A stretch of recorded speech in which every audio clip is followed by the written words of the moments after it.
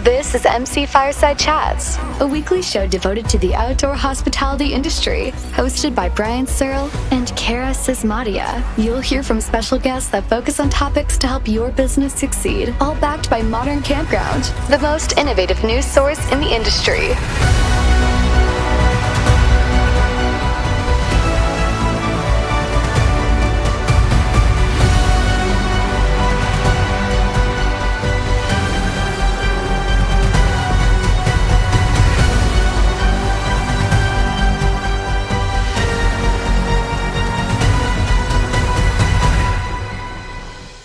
Welcome, everybody, to another episode of MC Fireside Chats. My name is Brian Searl with Insider Perks. We're missing a ton of regularly scheduled people here. This is supposed to be our RV industry focus show, fourth week of every month. And before I forget, I'm going to thank CampSpot, who is our sponsor for this episode. I always tend to forget that until about 20 minutes in, and then I kind of regret it. But CampSpot's our sponsor for the show, so we're thankful to them. But we're missing a bunch of RV industry people. They had an RV industry open house today, this week, over the last couple days, or is it still going on? Susan and Steve were both there. Still going on. Started Monday. Yep. Okay, so we'll talk a little bit about that and kind of the experience there and what's happening. But that's where we're missing Shane Devenish, Phil Ingrassia from RVDA, who are normally on the show, Eleanor Ham from RVDA Canada, are all three there. And then Cara had kind of a personal situation. She had to step away. Nothing terrible is happening. She's okay, but she'll be back next week. And so we've got Steve, who's a regular guest here from the Shyft group. Steve, I would say your last name, but I'm confident 100% I will pronounce it wrong. So do you want to introduce yourself very briefly and tell the audience who you are? Sure. So Steve Guillaume, and I am president of specialty vehicles for the Shyft group. We've got our brand in the RV space is Spartan RV Chassis. So we're selling premium Class 8 diesel motorhome chassis.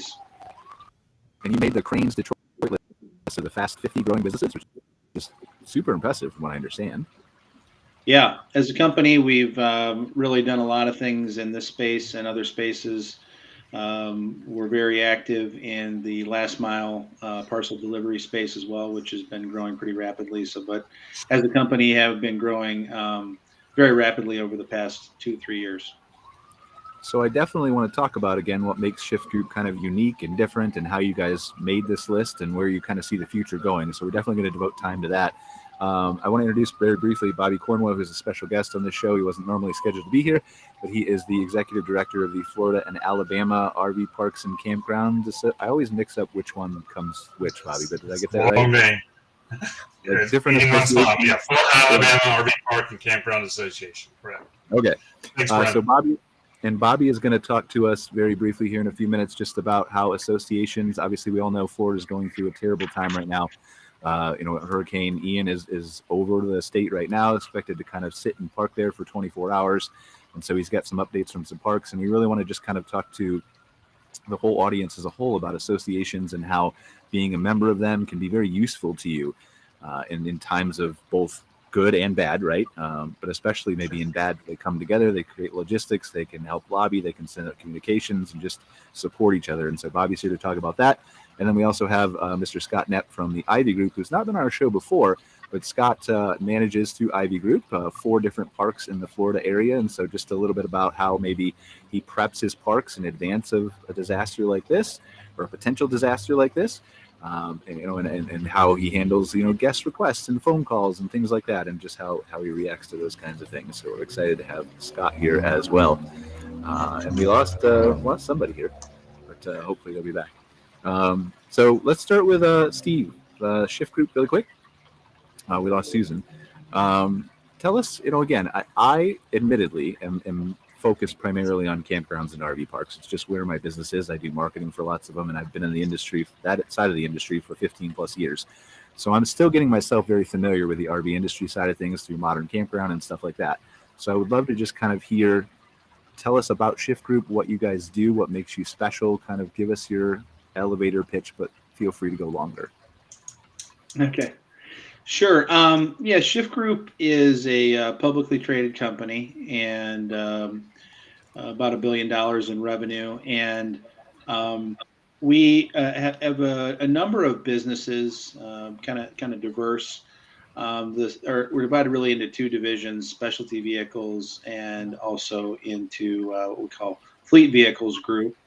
Maybe I'll just chat about that quickly. The fleet vehicles group is really focused on those delivery type vehicles, parcel delivery. As of late, high degree of focus on the last mile delivery space with customers like Amazon, FedEx, UPS.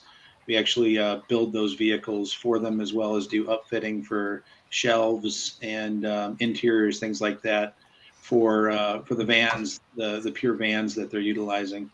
So the blue, like the Amazon delivery vans that we see in our area, right? Yeah, exactly. If those that you see in your neighborhood, there's a chance those were manufactured by the Shyft group. Awesome. Okay. So that's obviously been an area that's been growing pretty rapidly with what's going on with people and their kind of changing behaviors to order more things online, and then obviously have those delivered to you. On my side, the specialty vehicle group, which includes Spartan RV chassis. So Spartan RV chassis, as I mentioned earlier, we manufacture Class 8 diesel motorhome chassis, really more in the premium end of the segment. But we've been in business under the Spartan brand, selling there for just south of 40 years. So long history with the RV space. We've been growing pretty rapidly as a group there, really focused on innovations, and a lot of innovations, bringing what many of us would consider technologies that we've become accustomed to in cars into the large Class 8 diesel motorhomes. So things like collision mitigation, adaptive cruise control. We've done a lot, like lane departure warning systems. We've done a lot of things with camera systems. We've got a custom designed digital dash for each of our customers that will effectively show cameras on the side of the vehicle if you're changing lanes, or show cameras on the back of the vehicle if you're putting your vehicle in reverse. So those kind of things. Also some cool innovations, like our big motorhomes have tag axles. So we've got systems that actually level the weight between your tag and drive, depending upon how much luggage you're putting in different storage bays across the motorhome. And then one that we just introduced recently is a dump assist, where if you pull up to a dump station to drop your brown or gray water, that the vehicle will actually tilt to one side to assist in that operation with a push button there at the tank. So things like that. We just recently announced or launched a new steering wheel system that's got effectively 3 pods. So the 2 pods to the side, east and west, as well as a larger pod on the bottom of the steering wheel that allows a lot more functionality for our customers actually on the wheel, so they can keep their eyes on the road and also have that functionality at their fingertips. So a lot of innovations kind of driven our growth in that space. Very active. Again, was just at open house this morning, and continue to be active in RVIA and the overall RV market. I guess the third one I'll mention, we just recently launched another group called Blue Arc. So we are in the process of developing and launching our own EV cab chassis. It will first go into the, again, parcel delivery space, as there's a high demand for those type of vehicles in that space, and we're looking to launch in the second quarter of next year. So again, we will have our own vehicle cab chassis, and then we'll actually be launching with our own proprietary body as well. So exciting stuff there. Again, another innovative product that's helped to drive our growth. And then beyond that, we're looking at what applications we might want to do besides parcel delivery into the future, which could make its way into the RV space as well. Steve, I'm going to apologize because I feel like I could talk to you for an hour, and I'm not going to be able to because I have to get our other outstanding guests some time here. Sure. But I have a couple questions that I can think of off the top of my head. The first one that came to mind when you were talking is Shyft Group has been around for over 40 years, you said. So Yeah. I'm curious now, with that long history, how do you all of a sudden make the fastest growing companies list? What changed for you guys? I think, as with anything, it starts with leadership. We had Daryl Adams came on as CEO in late 2014. I started early 15. We've got some additional leaders that have come on over the past few years to round out our team. I think just focus on being innovative as well as customer service focused. And we've also, again, launched into some new segments, like I mentioned with the new EV. That's a new space for us. Our first EV powertrain.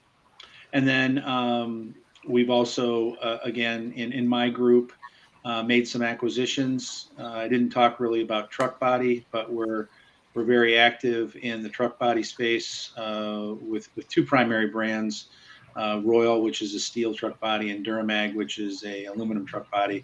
So we've had some acquisitions, and we've seen some pretty significant growth there, which has kind of fueled our success as well. But just continuing to stay innovative, close to our customer base, and a strong push from a team perspective to drive year-over-year growth. Well, and innovative is one of the things, like I'm a big tech geeky guy, right? So as you're going through all these little innovations that you have, and admittedly, I've never owned an RV because I can't afford one yet, but I'll get there.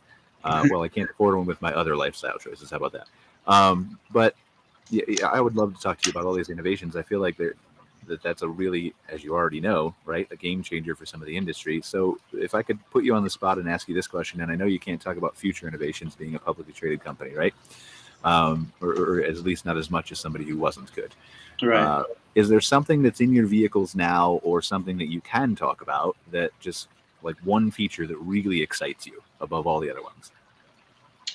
I'll kind of go back to basics. If you're buying a motorhome and it's on a Class A diesel, ride and handling is critical.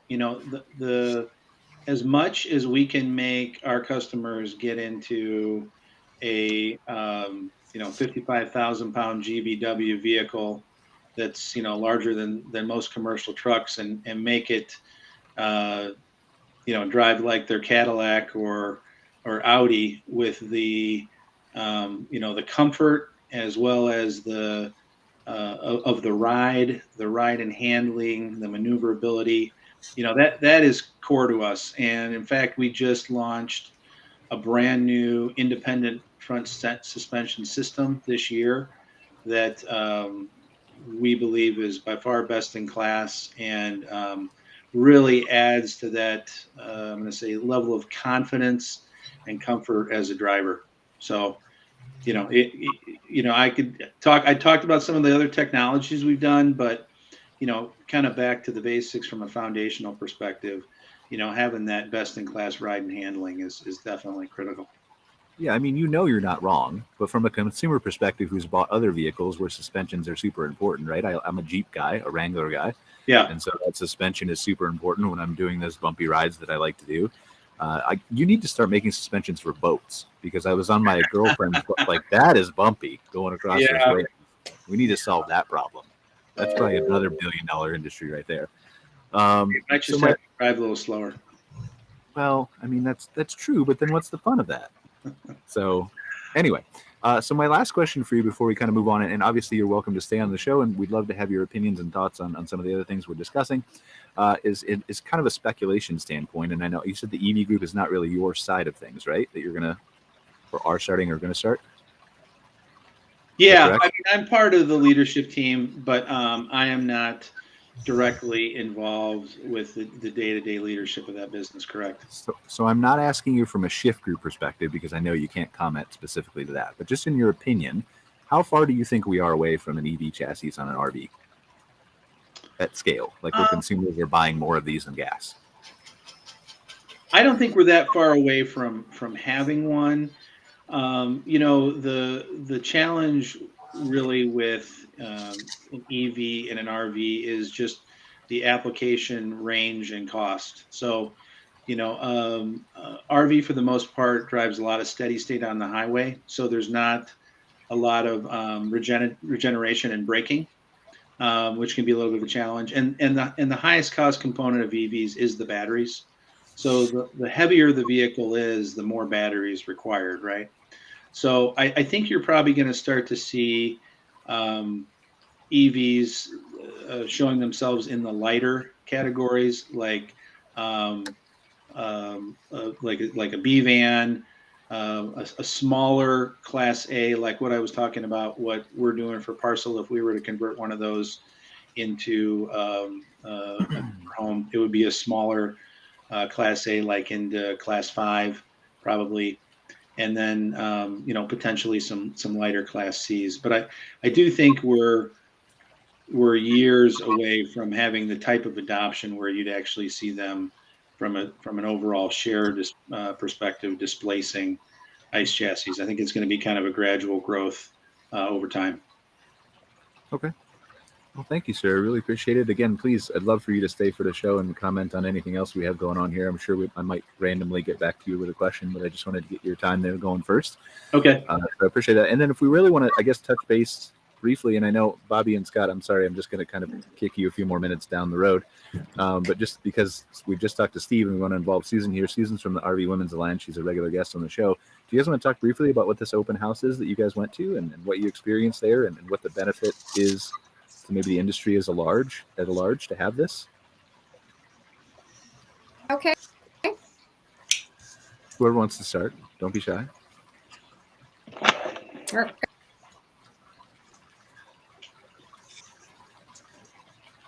Susan, Steve, whoever. I think I'm having audio.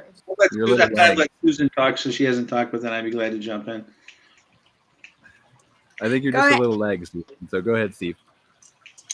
Okay. Yeah. I mean, it's an opportunity for manufacturers, particularly those who are producing in the Elkhart area, to bring in primarily dealers to see their current product offerings, and also provides an opportunity for them to see some of the new technologies as well as what's out there from a supply chain perspective. And also the opportunity for them to place orders for upcoming RV deliveries. So it's definitely a very heavy dealer-centric meeting, and I think, or I should say, show. First couple of days pretty much focused on that, and then on the third day it gives the opportunities for suppliers to come out and see what product offerings are available for different manufacturers, and also interface with key leaders from different RV companies as well. And something that was started not that long ago, but an opportunity for them to host a show in the Elkhart area where there is obviously a very high population of manufacturers, for them to do that locally. So kind of showcasing the local area as well.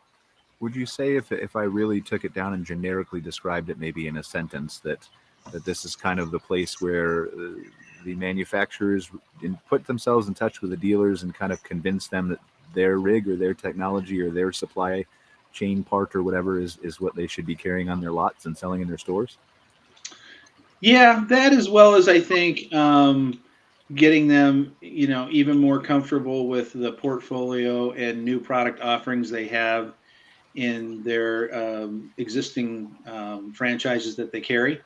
To talk knowledgeably about them. Yeah. And you have a very strong concentration of leadership from the different RV manufacturers. So it gives you the opportunity to talk to sales, customer service, engineering, all at one show. So it's very well attended by the manufacturers, and I think it's a great resource for the dealers to be able to come and talk to that diverse group of leaders from the manufacturers. Yeah, it sounds like it. Like, I've been having conversations with a lot of people. Like, we're planning an upcoming British Columbia conference here that's kind of a hybrid event. And we've been hearing about from different leaders around the industry of how maybe COVID has changed the necessity to come meet in person at conferences just solely for education, when education has become so democratized and online and available everywhere. But my counter argument, and everybody who knows me knows I'm a tech guy, so I very rarely argue against tech, but is that the networking component can't be replaced. Like you're talking about, the dealers and the manufacturers and the opportunity to meet with leadership and talk to them, I don't think that's ever going to be replaced by tech. No, I think the personal component is certainly something that is necessary, and to be able to interface now, kind of, it's refreshing after kind of what we've been through with COVID over the last couple years to be able to interact at a show and in an open environment where we got food trucks out and people are casual and feel good about being able to walk around and interface with the different manufacturers. Awesome. Susan, do we have you back, or are you still lagged? I don't know. Am I still delayed? A little bit, but you're like, I think you're good enough. You want to try? Like, what was your experience at the open house real quick? Yeah. No, you're absolutely right. So, it's an opportunity for the dealers to come and next year see the new models, because this is when the time the manufacturers are sent new models. So the big Hall of Fame here also had a supplier shows, went in and did booths there, but really open houses were a la carte in a different sense, rather than just manufacturing, but it's more of a showcase. So sure, you get badges, and they're literally just not in one location. They're throughout Elkhart County, even into St. Joseph County, and depending on the manufacturer, you have Rev, you have Forest River, you got Thor, you got a lot of the smaller playing here too. So it's a really great opportunity. I don't know how many of you go with the space, but many years ago there used to be a thing called the Louisville Show, and they'd all bring their units down to Louisville, Kentucky, into the event space there. Well, they brought it up to Elkhart, and basically the OEMs do their own things, and wine down, show the dealerships their appreciation for their support, and to the new ones. Awesome. Well, thank you for sharing. I appreciate that. I'm going to do a hard pivot here to topics real quick. Totally unrelated to each other, but again, Steve, Susan, I'd love for you guys to stay here and share with us, input and do all those kinds of things, because I'm sure that there are obviously dealers who you guys have maybe even touched base with in Elkhart who are from Florida, who may have shared some of those concerns. So I think we'll start with Bobby. Sorry, I just randomly picked straws, Scott. It wasn't anything against you, but Bobby, good. The executive director of the Florida Association of RV Parks. I saw your emails, Bobby. I only had a chance to skim them, the communication that you send out to your members, but I guess, do you want to just start briefly, just give us your 30-second elevator pitch of what the association does, and then maybe kind of let's start with how you communicated with your members in advance, like you were showing me. I can't hear you, Bobby. You're muted. Well, you don't look muted, but. There we go. I'm sorry. Okay, perfect. Yeah, I had to mute it because I'm getting calls and emails now from many of the parks down in that area that are going through it, to say the least. So it's bad down in Fort Myers right now. But anyway, I'll touch on that. But yeah, the association provides support in many ways to members and good times and bad. As you mentioned earlier, we provide legislative and marketing services, education, promotion, just your typical trade association type benefits. Our strong points are our legislative activities. We have a very good lobbyist and legislative team here in Tallahassee. Passed laws to protect the parks in Florida and the park owners and operators, as well as Alabama as well. And then our marketing through our Camp Florida publication and website. Those are, I would say, our top benefits. But beyond that, it's just providing support for our members and whatever they needed in networking, helping developers build parks in Florida, get through that process, which can be a very big process at times. So we help there as well, and just provide support where needed.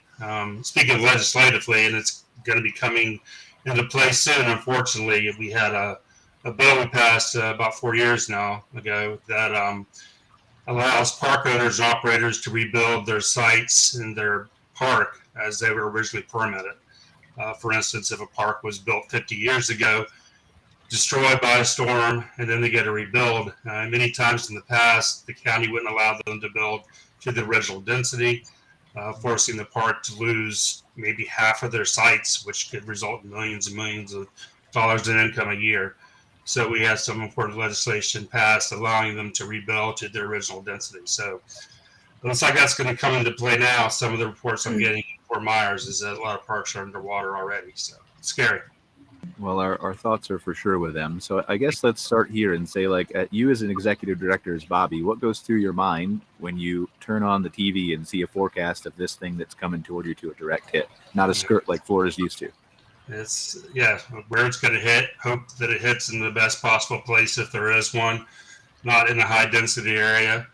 I know I'm relieved being in Tallahassee, and Scott, I think most of your parks are in the Panhandle as well, in Panama City area. So, you know, you for those park owners, it's a sigh of relief, but then you have concern for the others. So there's parks all over Florida, so some are bound to get hit. But yeah, this is preparation. Beforehand, starting at the beginning of the week, as soon as we knew it was going to hit Florida, we started sending out directives to the park owners, emergency management procedures. We have documents we get from the state of Florida as well, which advises them on how to evacuate a park, when they should evacuate a park. So it's just open communication lines, and then start that channel of flow of communications between the park and our association. Because after the storm, we'll work with Visit Florida or emergency management districts, et cetera. Many reporters coming in, contractors looking for places to stay as they rebuild. So we try to locate people who need accommodations in the different parks that are open near the hit areas. So it's back and forth once again, what parks are damaged, what parks are open, what parks have availability. So we're kind of a clearinghouse and resource for all that. So that's where that really comes into play following the storm. Is there a guideline or a playbook that you would say, like, you know, we have kind of here on the news, right? That these people are under mandatory evacuation. These are people are under semi-mandatory. These people should really go, but they're staying. Is there a guideline for like and I know it's not an industry standard, right? But that you would maybe recommend to park owners who are in the path, might be in the path, to say, like, I'm going to shut down my park at this point, or I'm going to stay open at this point, or I'm going to ask my guests to leave at this point, or any guidance like that? Yeah, well, the rule of thumb obviously is follow whatever your county emergency management system is saying. So if they say you need to evacuate in this zone, or they will say RV parks in this area need to evacuate. So definitely listen to whatever advice you're given. And yes, do it early. It takes a long time to evacuate a park. RVers have to hook up and get out of there, and that's not an easy process, especially if you have a larger park. So the more advanced notification you can give, the better. You're going to have many RVers who do not want to leave. They think it's not going to hit them. They're going to, ride it out. Not a good idea, obviously. And it's not a good idea to let them stay or to let them stay in your rec hall or office, per se, unless it's a hurricane shelter. Because there can be liability. That opens them up to liabilities, right? Yeah. Exactly. So, yeah, best advice, if you think you're going to be in the path, just evacuate. Get out of there and make it mandatory, for sure. I think I was going to ask this question a little bit later, but just since you touched on liability standpoint, how does it work from an insurance perspective, both for the guests, their rigs that may or may not be left there, them leaving or not leaving, and like you're saying, potentially open yourself up to further things? How can they best protect themselves or prepare for that? Once again, the best way is to make sure nobody's there. So if that can be done, that's your best bet. It's a win-lose game. If some people can't get out of there, and you feel that, okay, this person is better off in our office or in a rec hall than he would be in his RV, then you got to make that call. And where the liability is going to come into play, you can't necessarily just go by that all the time. You got to, I guess, go by your gut and what's the safest location for the campers that are left in the park. But once again, generally, it's advisable to not let them stay unless you for sure have a storm shelter that's built to standards. So what are you hearing right now from community, constant text messages, all that kind of stuff? I really appreciate you joining us, by the way, because I'm sure this is going to be, if not already, a swamped day for you. It's like it said, tense day. You're hearing these reports coming in up until literally an hour ago. I didn't hear much of anything. Now they're starting to flow through. Fort Myers is in bad shape. That's being hit hard right now. Got some video and some people saying they're 7 feet underwater for the beach areas, and that's just now hitting. So that could get a lot worse. The whole Southwest Florida, I think, is going to have a lot of damage, especially for the parks on the coast. It's bound to happen, obviously. And then this flooding inward, I think it's going to be bad. I really, really do. It's just starting. That's the kind of scary thing, right? Like it's going to park over you guys in rain for 24 hours at least, is what I heard. Yeah. And so once it moves past the ocean, you're not going to have the storm surge, but you're going to have the flooding, and they're predicting anywhere from 12 to 20 inches of rain in some places. And tornadoes, right? Tornadoes, of course, yeah. And that, you're right. That's a big part of it, and that seems to do most of the damage usually. So that and the flooding. Hopefully there won't be a lot of loss of life. There'll be a lot of pedestals underwater, I guarantee you that. A lot of RVs underwater. So we also are working with Dometic and a couple other mobile repair services who are going to be going from park to park after the storm and communicating with us and park owners about who needs repairs for the RVer themselves, because obviously there's going to be a lot of RVs that are damaged too. So we're trying to string together a network of that. So it's really valuable to have people like that step up and support, and kind of shows the character of those people. So I'm really grateful to have people like that in the industry. Definitely. Then I appreciate your support as well, getting the message out, because a lot of it relies on other communication networks and channels, whether it's news media or industry media, getting the word out. So that's helpful as well. Yeah, I mean, it's obviously a small role to play compared to actually being boots on the ground, right? But whatever we can do. I mean, again, that from an association standpoint, both from a communicating to the public to safety to afterwards, if there's miscommunication saying that something's destroyed that's not safe to come back, but is, and we want to help get business back to places too, where it's appropriate to do so and safe to do so. So what, kind of outline briefly your procedure. Like we talked about pre-procedure, right? And now you're communicating with your members. Is this kind of something where you would outreach to them, or you wait to see if they communicate with you, or it's after the storm is over, or? It's both. And that can be a frustrating part, because, we're expected to know exactly how many parts were damaged, how many weren't, literally an hour after the storm passes. And we don't have that system in place. And so, we'll start calling. We'll reach out to all of our members in the affected path. I've advised and sent out emails and asked for them to also communicate with us, which they got bigger priorities, right, to deal with. Yeah. When they're able, and if, whether they are damaged, they need assistance, or they're perfectly fine and have available spots, to communicate with us. And we already have a lot of parks that are in the Panhandle or away from the storm path that are offering sites available to evacuees and to RVers that are displaced. So that's helpful. So we'll try to get that word out too, what parks, do have availability for those people seeking accommodations too, because it'll be a while for a lot of these parks evacuated. Where the RVers have gone right now, who knows? But they're hoping they can come back the next day, and that's not going to be the case in many of these areas. So they will have to go.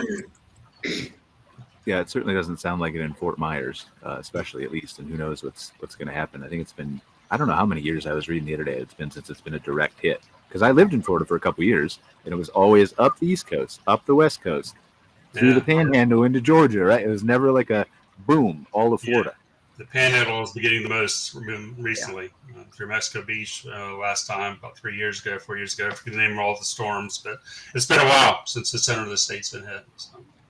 So I have one last question for you, and then obviously please stay if you can. And I want to talk to Scott briefly about some of his parks and the prep there. But after this is over and you get these reports and these damages, if people are watching the show and they want to help, either monetarily or boots on the ground or like Dometic's doing or whatever, right?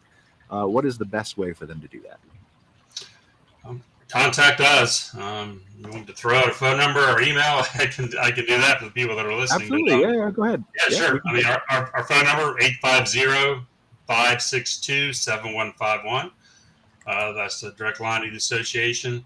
My email, bcornwell@frvca.org. So yeah, call us, shoot me an email, look us up online or whatever it takes.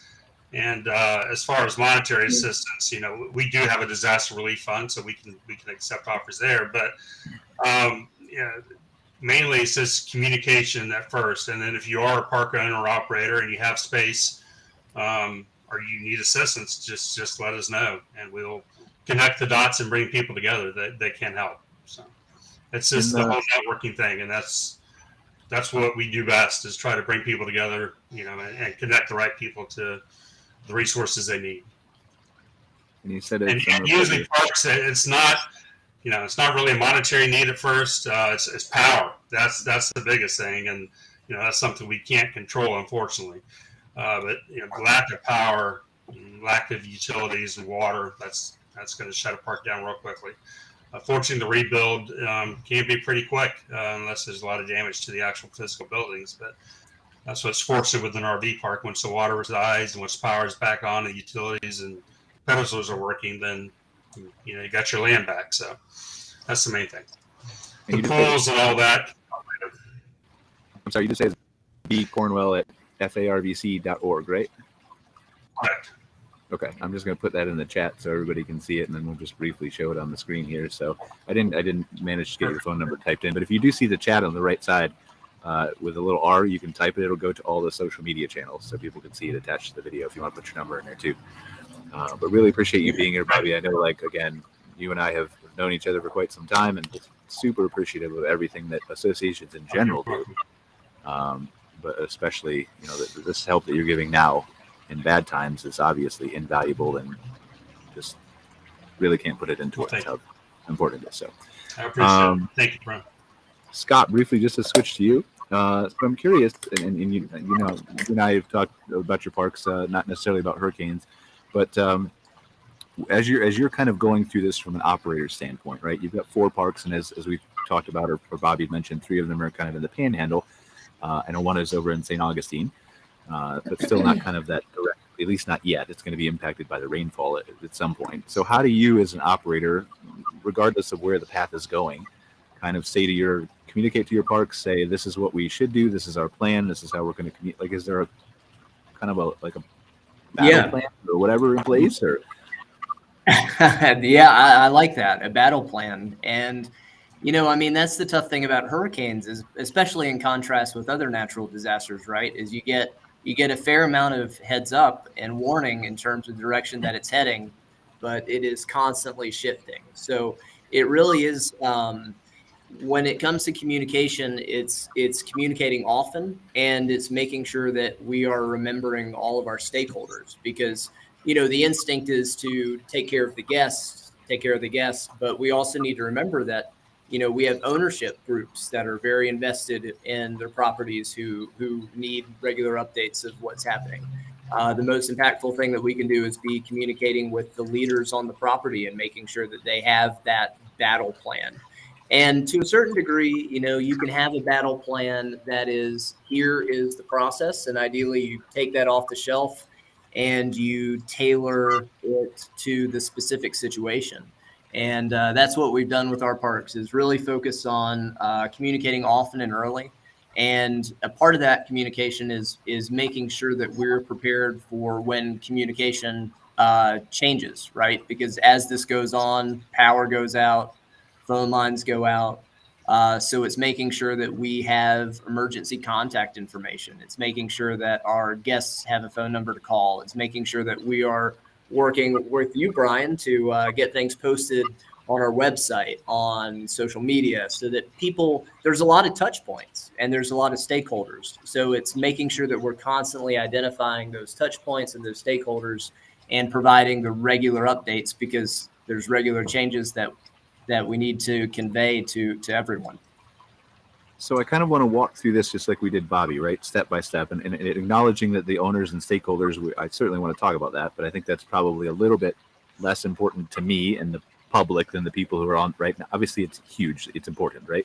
But from a people on the ground that need to get out of the path of a hurricane, in context, a little bit less important, right? So let's start with the staff, right? If you've got a manager on staff, or on your team at least, maybe a co-manager, you've got other people who are running, depending on the size of the park, activities and things like that, work campers. So how do you communicate first with your staff who's saying, I have a responsibility to this park, but there's also a giant hurricane headed toward me and I have family. So do I want to leave? Do I want to stay? What do I do? So what kind of guidance and reassurance do you provide to those people first? Yeah, great question.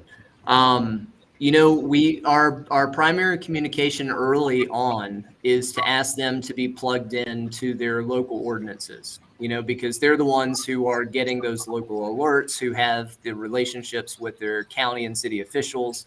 They're getting the best guidance at the local level. So we are asking them early on, be connected, keep updated, and relay those updates upward. Getting the communication out, and then asking them to be in contact with our guests. Get that early communication out. Here's our plan. This is subject to change. And this is for parks that are going to be in, both the parks that we expect to receive that direct hit, and also parks that might be of service, because, a message to one park's guest might be that we're expecting the hit. Here's the time frame in which we've received this guidance. A mandatory evacuation is in order or not. But then for those parks that are out of the path, we have the opportunity to be a resource for our other parks and for our communities. So it's making sure that they know that we are operational, that we have sites available, that trying to be a good neighbor to the whole state. And then how do you handle it from I know you touched briefly on it from a guest perspective, right? But there's so many intangibles here and so many different variables that come into play. And I kind of jokingly said, but it's a very serious thing when the manager kind of says, like, here's my responsibilities for my job, but I also have my family and I want to evacuate, but there's not a mandatory evacuation in place.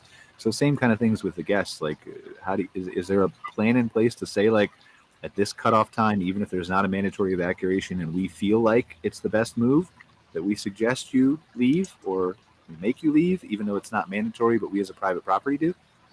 Yeah, great question. And, kind of as Bobby said, you enter those, what do you have the authority to make someone do or not make someone do? Where we really try to do is make sure that we are allowing people to make informed decisions on their own. There are some things that we just won't allow you to do, right? If we are, we have some coastal properties, we have some areas that's right there by the seawall.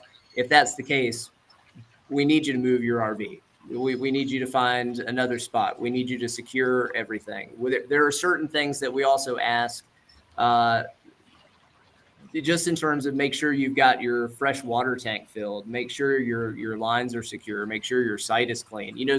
So there are some like common guidelines that we do feel like we need to give that direct ask. But in terms of, we also don't want to inadvertently put anyone in harm's way. We can only control what we can control. And that is making sure that people have accurate information, that they know the resources that we have available to us, and allow people to make their own decisions so long as it doesn't put our team and our property at risk. Fortunately, property management systems have made like leaps and bounds. We use resort data processing for most of our properties. We also have CampSpot, and just the ability through the property management system to get those messages out to guests, to send an email, to send a text. Companies like you run with Insider Perks, to get communication out quickly. I don't think has ever been easier for operators. So we're grateful for that, especially as often as the direction changes. I think this is probably a dual question. Maybe Bobby, you want to chime in on this too. Being in Florida, and given that you're exposed to a lot more of these disasters than many of the other states are, or provinces, or things like that, right? We saw Canada got hit by one, totally just random, unexpected, barely happens. Is there Are there things that, like building codes, right? As they build some of these high rises and they put hurricane windows and they put withstand up to a Cat 5 building code. Are there things that go into place like that at RV parks, either that you can add on as an enhancement? Is it worth it from a cost perspective? Is it required from a new permitting, like you were talking about, Bobby? Yes and no. I mean, the codes have changed in Florida, of course. I mean, years ago, after Andrew went through Miami and Homestead area and Cat 5 storm, and ever since then they revised the building codes for residential and commercial. So any stick building that is built in a campground will have to meet those standards, whatever that may be, depending on the coastal area or whether you're inland or below floodplain or whatever that may be. So yeah, I mean that has to meet current building standards. But for the RV that's parked on its site, that the benefit there is it can be moved. Park models, they're a different animal. They're built to RV standards, but yet they're tied down. That how well they're going to hold up. I'm not. I'll be honest with you, not 100% sure if they're built to regular building code for a stick building can withstand the wind strength. I'm not sure. But that's why, once again, it's advisable if you're an RV and the storm's coming your way to try to evacuate your park. Now, there are some counties that are stricter than others. And I've heard from some new RV park developers who are building along coastal areas that they actually have to build a rec hall, if you will, a shelter that will accommodate X number of people depending on how many sites they have. This isn't a statewide thing, but some counties are going that extra mile, which from a safety standpoint I see, but from a development standpoint and a cost standpoint for the person trying to build an RV park, it's astronomical what it costs to build one of those things. So I'm not proponent for it or against it. I'm just saying it's out there. So that's what I was kind of trying to get at. I'm sorry, I didn't interrupt you. It varies county by county. It really does. So, and that's what I was kind of trying to get at. Like, yes, they have to follow building code, and we've talked about the RVs, and we know kind of that. Is what I was kind of trying to ask, and maybe there's nothing, but is there optional ways that a park owner could prepare for this in order to have less damage after the fact beyond the buildings? Beyond the buildings? I'm not sure. Like Scott said, I mean, the basics, you make sure anything that can fly around is removed or bolted to the ground. Yep. A lot of damage actually comes from RVs that have been left on or cannot be removed, and then they get blown around, and that can be very, cause damage, if you will. Yeah. So, anything that is movable, obviously, get out of there or bolt down. Beyond that, it depends on the flood level and the zone you're in, elevation. I mean, flooding is a big part of it. You can only do so much for wind, of course. And if you're farther inland, you're going to be helped in. And then you have the tree damage. So there's so many different variables of what can happen. And yet typically the trees falling, and that's not just with RV parks, that's with homes as well, residential areas, that causes more damage than anything else. It's usually not a roof being blown off or house being flooded. It's a tree that falls down. So well, and that's what I'm kind of like asking, right? Is it like far and preventative? Not talking about the day that you find out the storm is coming to you, but like making sure like dead trees are pulled out of your park. Perfect. Making sure your sites are graded differently because you might be in a floodplain, even though it's optional and not required. Maybe this is something I want to do just in case. Yeah, you're right. The tree thing is and if. Once again, you got to weigh the good and the bad. Nobody wants to go camping where it's a barren desert, right?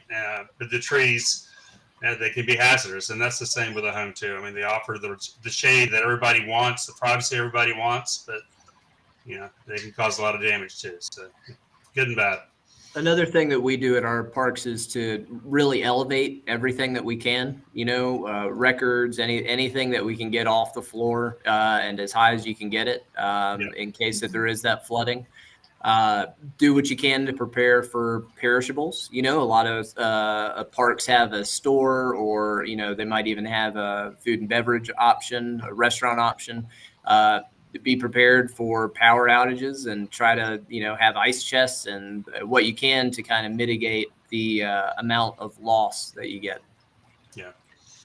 And then Brian, too, also, even if the storm is not apparent or coming your way, whenever a guest checks in, if you're one of the parks, especially that is on the coast, I don't care where in Florida or anywhere else, let them know this is our procedure. If one pops up, this is our disaster plan. So for the park owner, operator, and the management on staff to know what that plan is.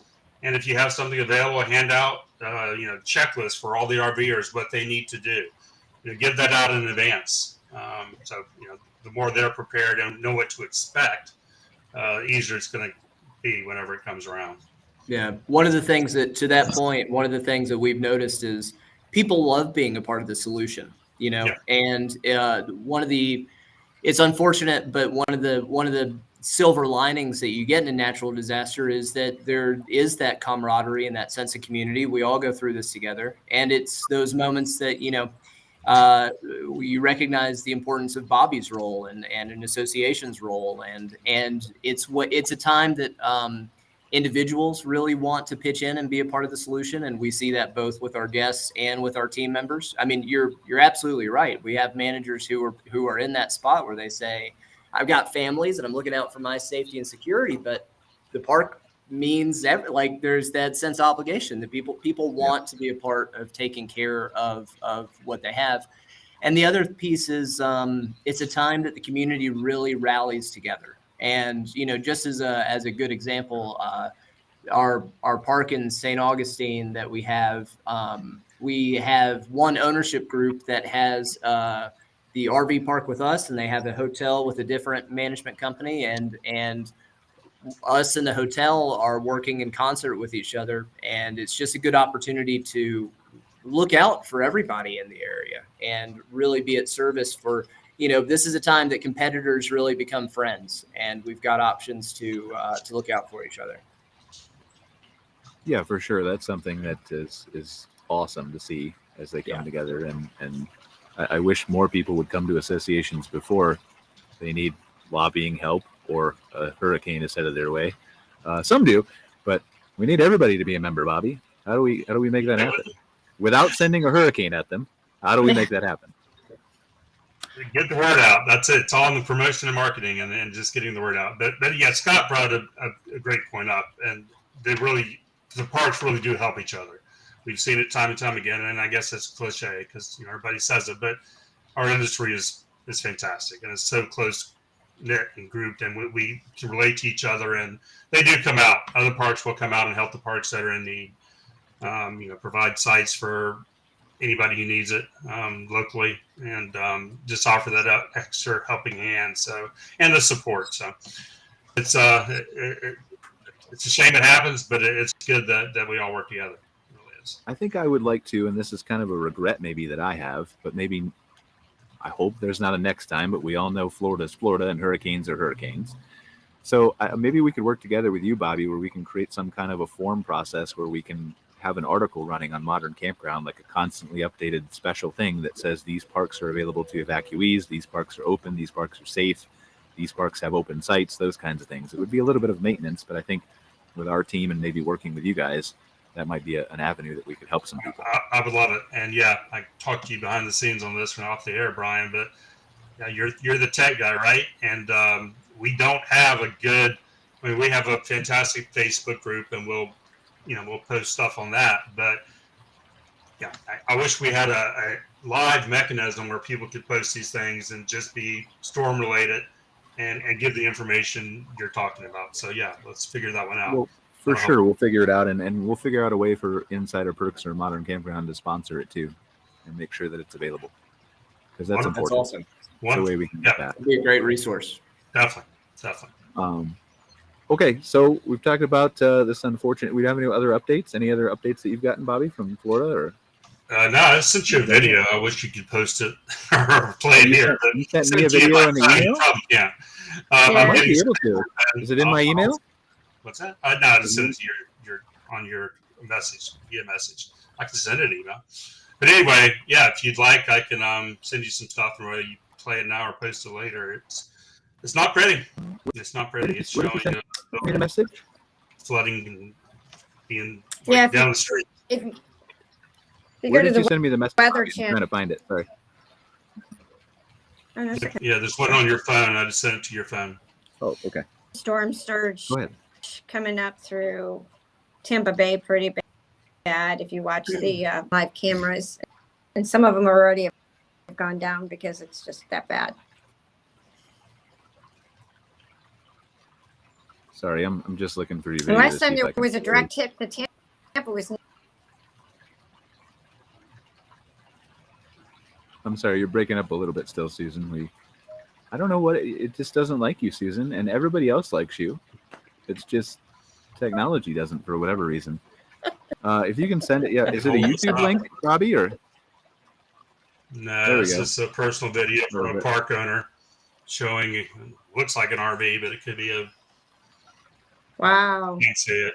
That's Fort Myers. Man.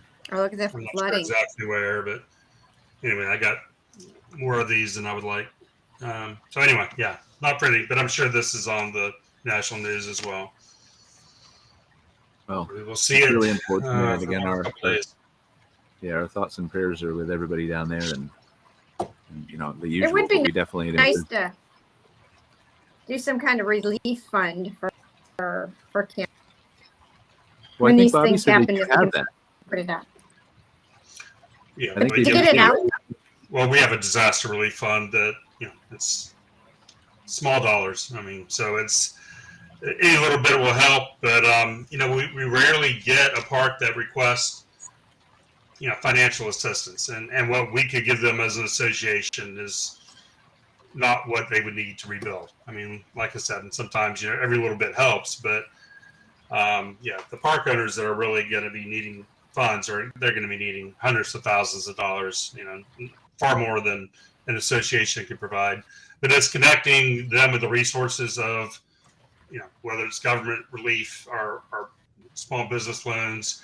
That's something that we do as well. You're talking about what we do as an association. We try to help them in those times and provide that financial assistance. If we can't give it, then we'll, connect them with somebody who can.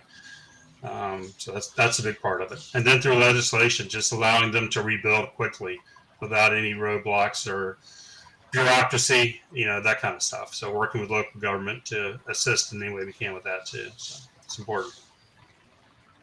Well, again, make sure if you are in Florida or you need any assistance, or you just want to maybe reach out to the association executive director, Bobby here, and see what you can do to help.